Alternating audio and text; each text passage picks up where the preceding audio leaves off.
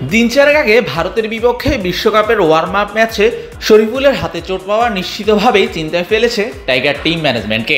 সেই সাথে সবচাইতে বেশি চিন্তায় আছে যেই ইউনিট নিয়ে সবচাইতে বেশি ভরসা, সেই পেস ইউনিট।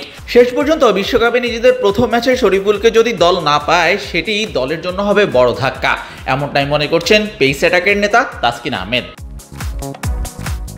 ভারতের বিপক্ষে গত 1 জুনের সেই ম্যাচে নিজের শেষ ওভার করার সময় হার্দিক পান্ডিয়ার একটি ফিরতি বল ঠেকাতে গিয়ে চোট পান শরীফুল। ছাড়তে হয় মাঠ, এরপর নেওয়া হয় নাসাউ ইউনিভার্সিটি মেডিকেল সেন্টারে। সেখানে লাগে হাতে 6টা সেলাই। সেই ম্যাচে বল হাতে দারুণ ছন্দে ছিলেন বাঁহাতি এই পেসার। চোট পাওয়ার আগে 3 ওভার 5 বল করে সির্ফ 26 রান দিয়ে শিকার করেছিলেন 1 উইকেট।